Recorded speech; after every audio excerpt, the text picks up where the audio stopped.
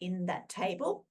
And you can see there the range across the audiogram there from low to high frequency.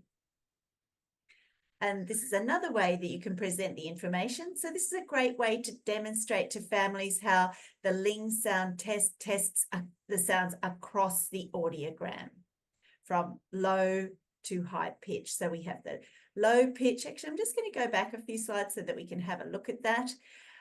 Because you can see the formant information, particularly in the vowels, there's very clear formants. So formants being the concentration of acoustic energy. When we're talking about formants, typically we talk about formants of vowels.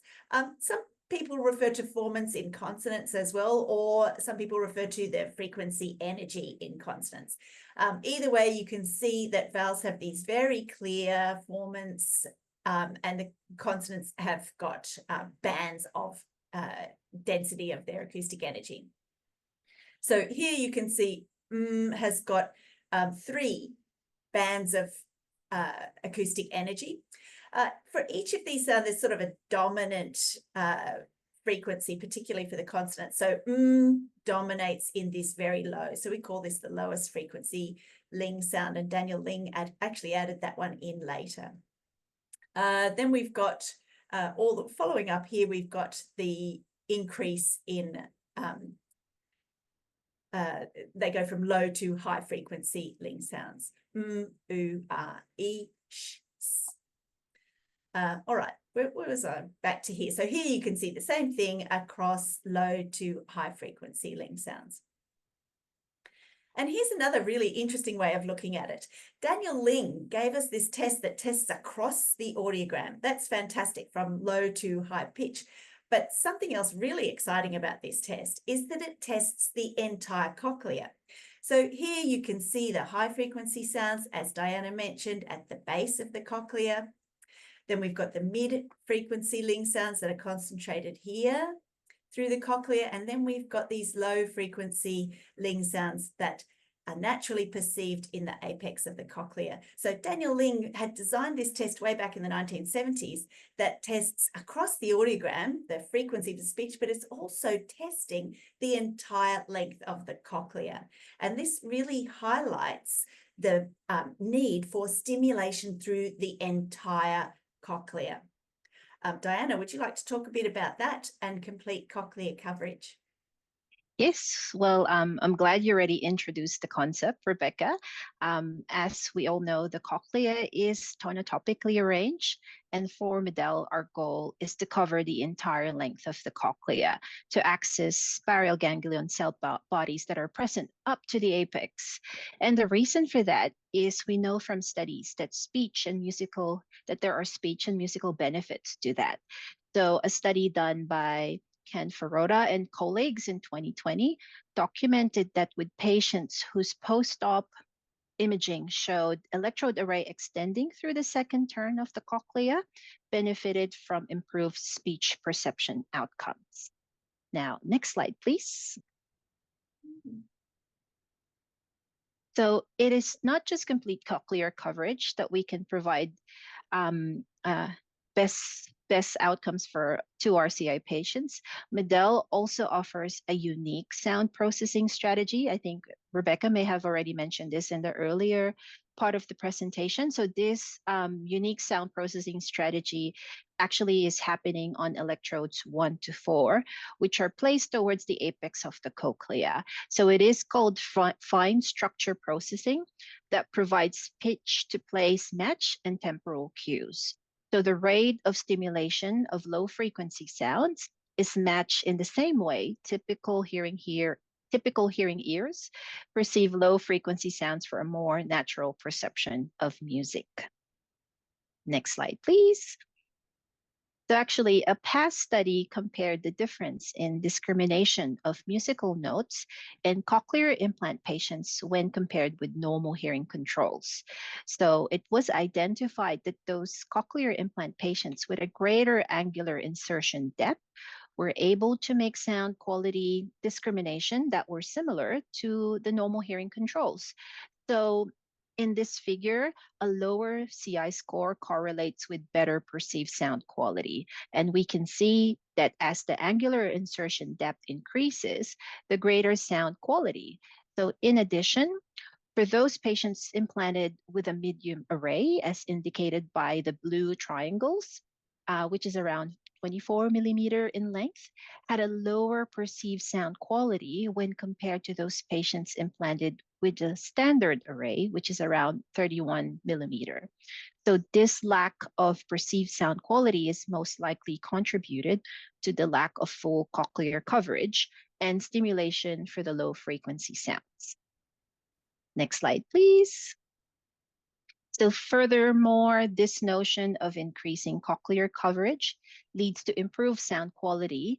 It's actually not just limited to Medel electrodes.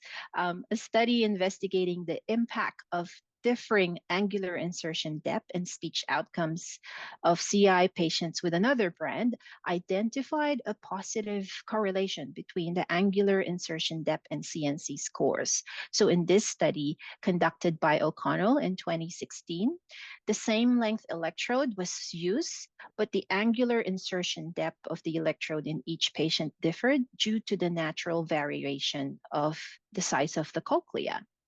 So both these studies reinforce the fact that full coverage of the cochlea and stimulation of the apical region of the cochlea leads to superior performance postoperatively, irrespective of implant manufacturer. In addition, this superior listening performance and sound quality could also be attributed to the percept of frequency below 200 hertz. Next slide, please. So as mentioned in the previous slide, everybody's cochlea are slightly different. If you could uncoil them, some would be short and some would be long, and we can't really tell who has which by just looking at the person. Medel electrodes are designed to fit the entire length of the cochlea, but knowing that there is a variation in the actual size of the cochlea, we cannot approach it as a one-size-fits-all process. So I just want to share this picture of Professor Russ Anderson, who loves taking photos of cochlea, just to show you that there's different sizes, there's different shapes. So not everyone has exactly the same size cochlea. So to help us find the best fitting length of each individual patient, we use a special surgical planning software called AutoPlan. So AutoPlan was developed in partnership with Cassination and was originally intended for robotic cochlear implant surgery. So in Europe, it is used for that purpose. But for us here in ANZ, we mainly use it as a tool to help the surgeon choose the longest electrode array that can fit in the cochlea. And I'm proud to share that AutoPlan is offered for all CI cases here in Australia and New Zealand. The only limitation for us is if the images are poor resolution or quality, or if access to the images are limited. However, in general, we are very lucky that all the surgeons here are on board with using AutoPlan, and it is already integrated in their CI pre-surgical workup. So for example, I got an email a couple of days ago from a surgeon confirming that a case is going ahead. And prior to actually ordering the implant, she requested that I do the pre-surgical planning via AutoPlan and has given me permission to access the images of the child who's going to be implanted in a couple of weeks. Very exciting, 7-month-old. But anyway, I'm just very happy about that news. Next slide, please. So what do we look for in AutoPlan? We look at the diameter, the height, and width of the cochlea. So that gives us an estimated value for the cochlear duct length.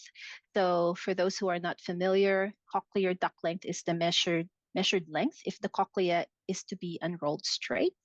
And given that all Medel electrodes are lateral wall electrodes, the length measured coincides accurately with the measured size. Next slide, please. So in this slide, it's just once we have measured the size, we can then look at the electrode array positioning. So this is what you're seeing in this slide.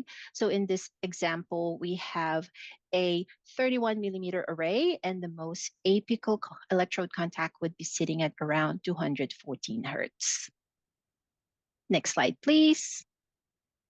But my favorite is this view. So this is a graphical view of the previous slide. So being an audiologist, I particularly love this graph because I could see the approximate frequency location of each electrode contact. And next slide, please. So this is if we are overlay the Ling Sound Test in our standard frequency band allocation in Maestro. So as you can see, as Rebecca was discussing about the different formants of speech, that's exactly what this slide is showing, just how the Ling sounds are actually, which part of the frequency bands in Maestro are being stimulated or tested by those different sounds. All right, back to you, Rebecca. Oh, thanks, Diana. Diana and I live in different places in Australia, so it was great to hear that your surgeons down in New South Wales are loving Odoplan. Certainly in Queensland, we're seeing that too, and also that it's giving them a lot more confidence to select the longer electrode arrays. Prior to that, certainly we were seeing a more conservative choose a slightly shorter electrode array, and now they're just going in for the longest one possible. Because of this increasing amount of research that we are having about the association between long electrode array and really clear speech perception, and stimulation in the apex of the cochlea, which is going to give that more natural sounding, particularly across those low frequency Ling sounds that we're talking today. This resource that we've got up on the slide at the moment, we can share a copy of that. Our hearing clinics are enjoying using this when they're making references to and programming changes in response to Ling sound testing. Let's have a look at some videos now. So the first one we're going to look at is a detection response with a little one who I think from memory has had her cochlear implant for about 10 months at the filming of this, and she's 17 months old.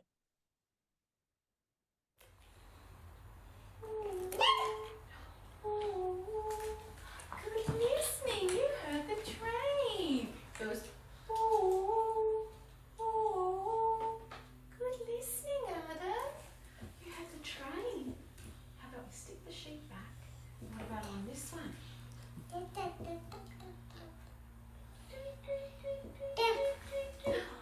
listening, you heard the birdie. Goes, tweet, tweet, tweet, tweet, tweet. Tweet, tweet, tweet, tweet, tweet. Yeah, that was the bird. I'll put him under your chair. You can get him later. Have a look at the book. Oh, maybe not. Here we go.